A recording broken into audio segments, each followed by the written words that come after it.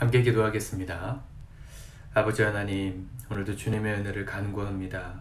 주께서 오늘도 우리를 붙들어 주시 않으시면 우리의 삶의 모든 것이 허사고 또 의미가 없고 지루하고 또 힘없는 하루가 될 수밖에 없음을 우리 주님 앞에 겸손하게 고백합니다. 주님, 은혜를 부어주시고 주님의 놀라운 사랑으로 우리를 품어주시고 그 사랑이 우리에게 실제가 되게 하시고 오늘도 승리하게 하옵소서. 예수님의 이름으로 기도합니다. 아멘. 우리 찬송가 445장 찬양하시겠습니다.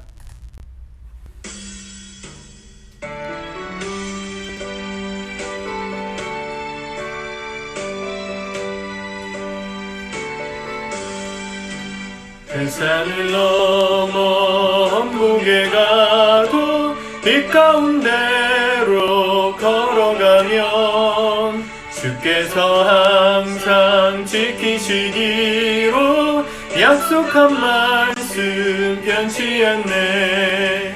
하늘의 영광 나의 맘속에 차고도 넘쳐 할렐루야를 힘차게 불러 영원히 주를 찬양하리. 캄캄한 밤에 다닐지라도 주께서 나의 길 되시고 나에게 밝은 빛이 되시니 길 잃어버릴 염려 없네. 하늘의 영광 나의 맘속에 차고도 넘쳐 할렐루야를 힘차게 불러 영원히 주를 찬양하리.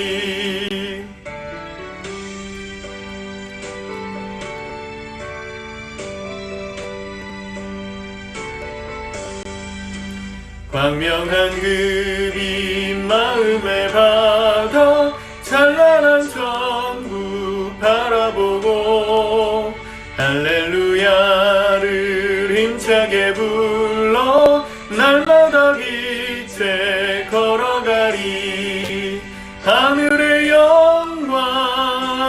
영광 나의 맘속에 차고도 넘쳐 할렐루야를 힘차게 불러 영원히 주를 찬양하리.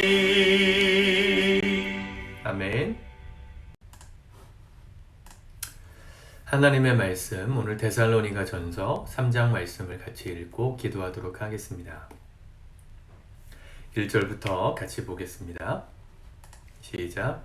이러므로 우리가 참다 못하여 우리만 아덴에 머물기를 좋게 생각하고 우리 형제 곧 그리스도의 복음을 전하는 하나님의 일꾼인 디모데를 보내노니 이는 너희를 굳건하게 하고 너희 믿음에 대하여 위로함으로 아무도 이 여러 환난 중에 흔들리지 않게 하려 함이라.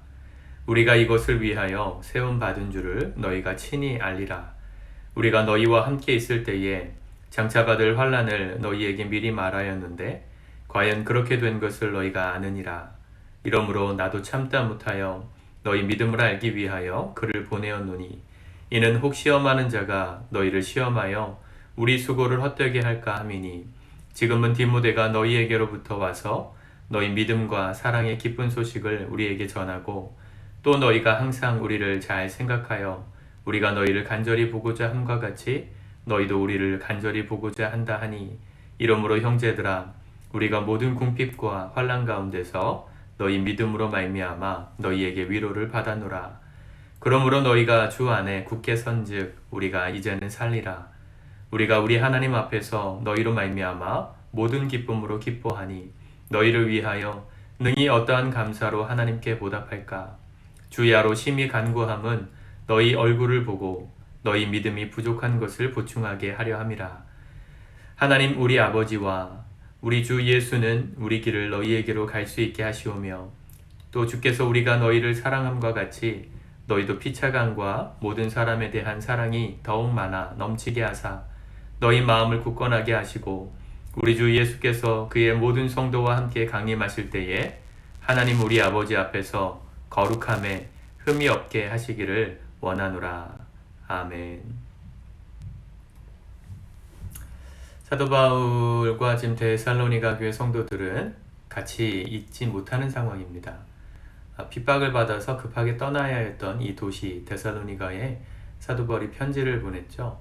근데 편지를 통해서는 3장을 통해서 알 수 있는 것은 그들이 떨어져 있는 기간 동안 제자였던 디모데 목사님을 그들의 안부를 전하기 위해서 보냈다가 그 디모데 목사님이 바울 편으로 돌아와서 어떤 상황이었는지 이 데살로니가 교회의 소식을 전해 주었습니다. 그것이 바울 일행에게 굉장히 큰 위로가 되었다는 것이죠. 6절에 보니까 디모데가 너희에게로부터 와서 너희 믿음과 사랑의 기쁜 소식을 우리에게 전하고 또 너희가 항상 우리를 잘 생각하여 우리가 너희를 간절히 보고자 함과 같이 너희도 우리를 간절히 보고자 한다 하니 이러므로 형제들아 우리가 모든 궁핍과 환난 가운데서 너희 믿음으로 말미암아 너희에게 위로를 받았노라. 여러분 이게 교회입니다. 교회는 왜 다닐까요? 예수님 믿어야 하니까 교회 다녀야 천국 가니까 교회 다니는 겁니까? 교회의 원론적인 의미는 예수님을 믿음으로 고백한 사람들이 모이는 곳입니다. 물론 예수님께 나아가기 위해서 아직까지 준비하고 있는 사람들을 돕는 기관이기도 하지만 근본적으로는 예수님을 구주로 믿고 그분의 우리가 나라에 들어갈 때까지 함께 이 땅에서의 여정들을 버티고 격려하며 사랑하며 걸어갈 동지가 되기 위해서 동지를 만나기 위해서 우리가 교회로 모인 것입니다. 성도들의 그러한 소식을 듣고 바울 목회자 일행이 굉장히 위로를 얻었다 그랬습니다. 그들의 상황은 지금 궁핍과 환난 가운데 있었다. 바울이 잘 먹고 잘 사는 게 아닙니다. 최소치의 생활비만을 본인이 일하면서 벌면서 성도들에게 복음을 전해 주었고 그 복음이 다른 사람들에 의해서 흐트러지지 않도록 염려하는 마음에 이렇게 사후관리라 그럴까요? AS까지 해주는 이런 일들을 바울은 당연히 했습니다. 당연히 목회자로서 복음을 맡은 자로서의 당연한 역할이라고 생각했으니까. 여러분 교회 안에서 이렇게 서로를 보고 싶어하고 또 믿음과 사랑의 기쁜 소식을 전하고 한 주 동안 우리가 살면서 목장 안에서 내가 한 주 동안 이 믿음과 사랑으로 얼마나 살았는가를 나누기 위해 우리 목장 모임을 하는 것입니다. 목장교회 안에서는요, 다른 친구들한테 넋두리 하듯이 했던 얘기들 물론 해도 되지만 더 중요한 것은 서로가 믿음으로 살아본 이야기 혹은 실패한 이야기, 말씀 따라 살지 못해서 지금 내 삶이 어떤지를 나눌 때 그 안에 위로가 있습니다. 그리고 서로가 서로를 격려하는 마음으로 함께 다시 새 한 주를 준비할 수 있는 것입니다. 그것이 우리의 모든 궁핍과 환난, 우리가 살아가는 모든 현실은 녹록지가 않습니다. 그렇죠? 아이를 키우시는 분들은 육아 하나만 해도 너무나도 힘들다고 느껴지고 돈을 벌고 계시는 분들은 돈 버는 것도 참 힘들다. 또 직업이 없으신 분들은 집에만 있기도 힘들다. 다 그렇게 힘들다 하죠. 이유가 뭘까요? 이 땅에서의 삶이 힘든 거예요, 여러분. 더 나은 삶이 있을 거라고 기대하지 마십시오. 돈을 버는 사람은 돈을 더 많이 벌면 나아질까? 뭐 생활은 좀 편리해질 수 있지만 힘든 마음은 변함없을 겁니다. 육아를 더 이상 안 하면 힘들지 않지 않을까? 라고 생각하시지만 아이가 크면 클수록 고민은 더 커지잖아요. 지출도 더 커지잖아요. 그렇죠? 예전에 저희 어머니, 부모님이 저희 키우실 땐 뭐 1,000원짜리 뭐 하나 사주시는 것도 그렇게 어려워하셨는데 지금은 뭐 몇십만 원, 몇백만 원 자녀들을 위해서라면 물론 재정이 허락되는 한 더 크게 돈을 쓰시더라고요. 왜 그렇습니까? 자녀가 크면 클수록 육아는요 시간이 지날수록 더 어렵지 지금이 더 어렵다고 말하기는 좀 어렵습니다. 물론 그때의 어려움도 있지만 그것이 전부는 아니라는 것이죠. 이 땅에서의 삶이 힘들어요. 그게 전부예요. 누구 때문에 힘든 게 아니고 이 땅에서의 삶이기 때문에 힘든 겁니다. 그래서 이 땅에서 우리는 예수님이 필요한 것입니다. 은혜가 필요합니다. 믿음으로 함께 살아가는 동지가 필요합니다. 주님 그래서 우리를 교회로 모이게 하신 것입니다. 당신의 몸, 예수 그리스도의 몸, 그분의 몸 안에서 서로가 이렇게 위로하며 서로 믿음의 길을 걸어가라고. 8절 그러므로 너희가 주 안에 굳게 선즉 우리가 이제는 살리라. 다행이다. 이제 괜찮다. 이런 안심하는 마음이 들었다는 거죠. 저는 목회하면서 그런 마음이 드는 날을 기대합니다. 제 목회의 여정 어느 순간에 각 사람의 인생이, 가정들의 모습이 아름답게 섰구나. 또 저희 가정도 그렇게 섰구나. 그렇게 살리라. 이렇게 기쁜 마음을 고백하는 날이 오기를 기대하는 마음이 있습니다. 그리고 나서 바울이 했던 게 뭘까요? 이제 다 됐다. 이제 고생 끝. 이렇게 생각하지 않았습니다. 바울은 그 순간, 위로를 받았던 그 순간에 기도했어요. 9절, 우리가 우리 하나님 앞에서 너희로 말미암아 모든 기쁨으로 기뻐하니, 기뻐한 다음에 뭐 했습니까? 너희를 위하여 능히 어떠한 감사로 하나님께 보답할까? 하나님께서 너희를 통해 주신 그 기쁨을 하나님께 어떻게 보답할까? 고민하는 가운데 10절, 주야로 심히 간구함은, 하나님께 무엇으로 보답할까? 그 은혜에 어찌 감사할까? 고민하면서 바울은 기도했습니다. 주야로 기도했었어요. 주야로, 밤낮으로. 바울처럼 바빴던 사람은 없었을 겁니다. 예수님처럼 바빴던 인생도 없습니다. 근데 그분들은 훨씬 더 많이 기도하셨죠. 우리보다. 사실은 우리가 기도가 더 많이 필요한데 이 바울은 훨씬 더 기도를 많이 했어요. 무슨 얘기입니까? 우리가 기도하지 않기 때문에 능력이 나타나지 않는 겁니다. 우리가 기도하지 않기 때문에 힘든 여정을 이길 수가 없는 겁니다. 여러분, 기도가 짐이라고 생각하면 어떻게 합니까? 기도하는 것이 나에게 부담이고 시간 뺏는 거고 어디셔널한 추가적인 어떤 것이라면 기도하는 게 얼마나 곤욕이겠습니까? 근데 기도는 그런 게 아닙니다. 기도 안 하기 때문에 우리가 힘든 거예요. 기도를 해야 이길 수 있는 거예요. 기도를 해야 무료한 삶으로부터 기쁨이 부어지는 거예요. 기도할 때 기도할 때 그런 일이 생기는 겁니까? 기도는 하나님을 만나는 시간이기 때문입니다. 배터리가 방전되면 당연히 충전기에 꽂아야죠. 힘이 든 상태로 좀 더 버텨봐. 아무리 말해봐야 배터리는 살아나지 않습니다. 배터리는 충전기에 꽂아서 전원에 연결해야 다시 살아나요. 에너지가 충전돼요. 우리 영혼도 그래요. 하나님 만드셨기 때문에 우리는 하나님으로 충전해야 살아나요.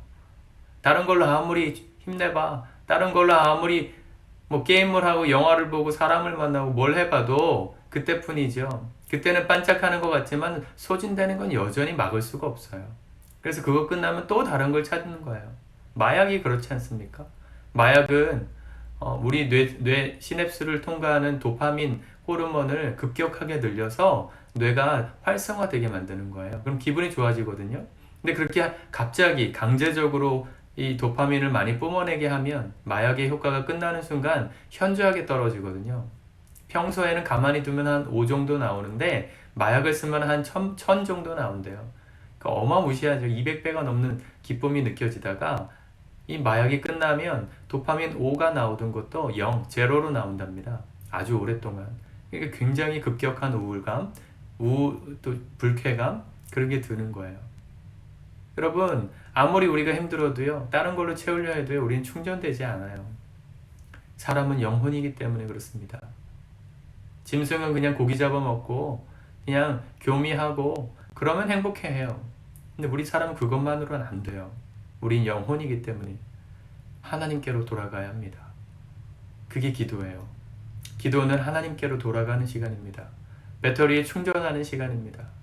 주님, 우리의 영혼에 새로운 힘을 주소서. 바울은 그래서 더 열심히 기도했어요. 저도 이 바울과 예수님의 모습을 보면서 더 기도해야 되겠다는 걸 정말 뼈저리게 느끼면서 요즘 기도하고 있습니다. 사랑하는 성도 여러분, 기도하십시오. 뭘 기도했습니까? 주야로 심히 간구함은 너희 얼굴을 보고 너희 믿음이 부족한 것을 보충하게 하려 함이라. 그렇게 기쁨을 주는 그들에게도 부족한 게 왜 없었겠습니까? 그걸 채우는 게 뭐예요? 기도였어요. 어떻게 누군가에게 우리가 완전한 만족을 느끼겠습니까? 어느 누구도 우리를 완벽하게 만족시켜 줄 수 없습니다. 그런데 그들의 부족함을 우리가 지적하는 게 문제가 아니고요. 기도하면 그들의 부족함이 채워져요. 우리가 노력하지 않아도. 그 기도의 내용이 11절부터 13절까지 나오죠. 하나님 우리 아버지와 우리 주 예수는 우리 길을 너희에게로 갈 수 있게 하시오며, 바울 일행이 이제 성도들을 다시 만날 수 있는 길을 열어달라는 기도를 하면서 또 주께서 우리가 너희를 사랑함과 같이 너희도 피차간과 모든 사람에 대한 사랑이 더욱 많아 넘치게 하사. 이미 그들은 믿음의 믿음의 역사가 일어났고 사랑의 수고를 하고 있었습니다. 사랑이 많이 드러나고 있었습니다. 온 지역에 소문날 정도로. 근데 바울의 간구는 그 이상을 넘어가요. 그들의 그 사랑이 더 풍성해지고 너희 피차간에 사랑하는 걸 넘어서서 모든 사람에 대한 사랑이 많아지기를 기도하고 있습니다. 저도 우리 교회 모든 성도들이 이러한 삶을 살아가시기를 기도하고 있습니다. 여러분들도 기도하시길 축복합니다. 기도가 우리를 재충전되게 합니다.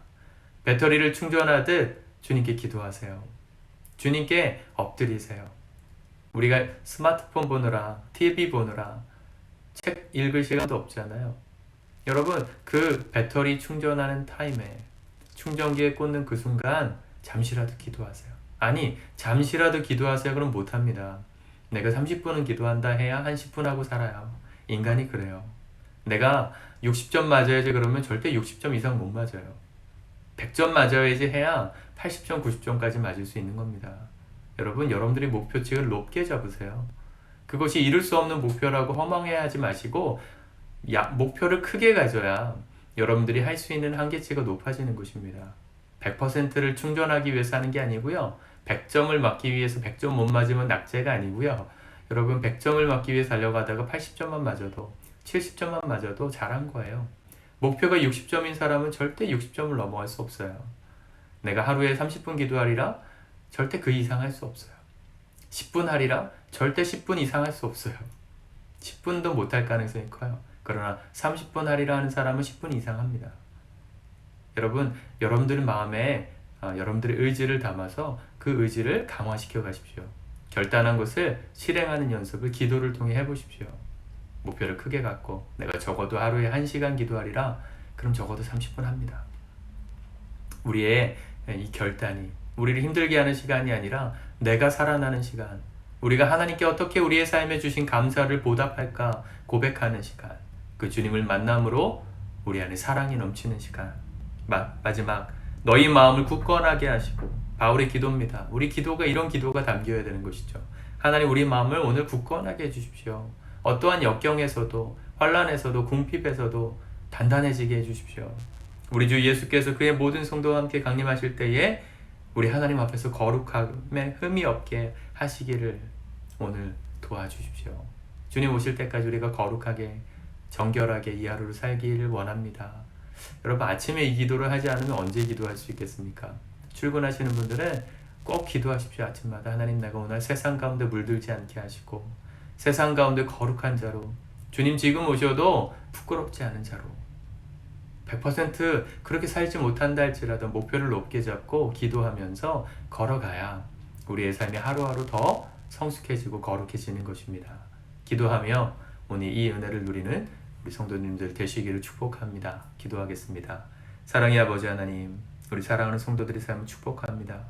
오늘 주께서 주시는 은혜가 우리에게 모자라지 않음을 고백합니다.